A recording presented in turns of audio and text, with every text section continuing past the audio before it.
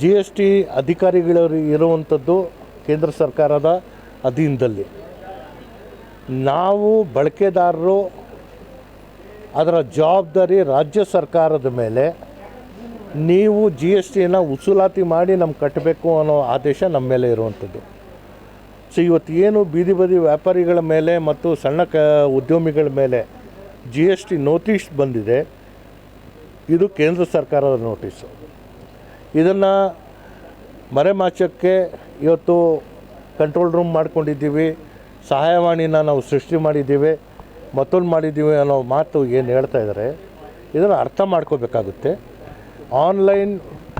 Online ವಹಿವಾಟ ಮಾಡುವಂಥದ್ದು ಈ ಎಲ್ಲವೂ ಇವತ್ತು ದಾಖಲಿಸುವಂತಹ ವಹಿವಾಟುಗಳು. ಸೊ ಆ ಕಾರಣದಿಂದ ಜಿ ಎಸ್ ಟಿ ಅಧಿಕಾರಿಗಳು ನೋಟಿಸನ್ನು ಜಾರಿ ಮಾಡಿದ್ದಾರೆ. ಈ ಕುರಿತಂತೆ ಜಿ ಎಸ್ ಟಿ ಕೌನ್ಸಿಲ್ ಮುಂದೆ ನಮ್ಮ ಮನವಿ ರಾಜ್ಯದ ಕಂದಾಯ ಸಚಿವರಾದಂತಹ ಕೃಷ್ಣ ಬೈರೇಗೌಡರು ಅದರ ಸದಸ್ಯರಾಗಿರೋದ್ರಿಂದ ಮುಂದಿನ ಜಿ ಎಸ್ ಟಿ ಕೌನ್ಸಿಲ್ಗೆ ಈ ಅಳಿಲು ಮತ್ತು ಈ ಸಣ್ಣ ವ್ಯಾಪಾರಿಗಳ ನೋವು ಏನಿದೆ ಅದನ್ನು ಅಲ್ಲಿ ಮಂಡಿಸಿ ಅಲ್ಲಿಂದ ಒಂದು ಸ್ಪಷ್ಟವಾದಂಥ ತೀರ್ಮಾನ ತರುವಂಥದ್ದಕ್ಕೆ ಮುಂದಾಗ್ತೇವೆ. ರಾಜಕೀಯವಾಗಿ ಎಲ್ಲದರಲ್ಲೂ ರಾಜಕೀಯ ಮಾಡಬೇಕು ಅನ್ನೋದಲ್ಲ, ನಾವು ಒಪ್ಕೋಬೇಕಾಗುತ್ತೆ.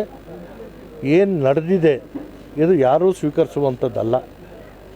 ಇದು ಅಪಾಯಕಾರಿಯಾದಂತಹ ಒಂದು ಬೆಳವಣಿಗೆ.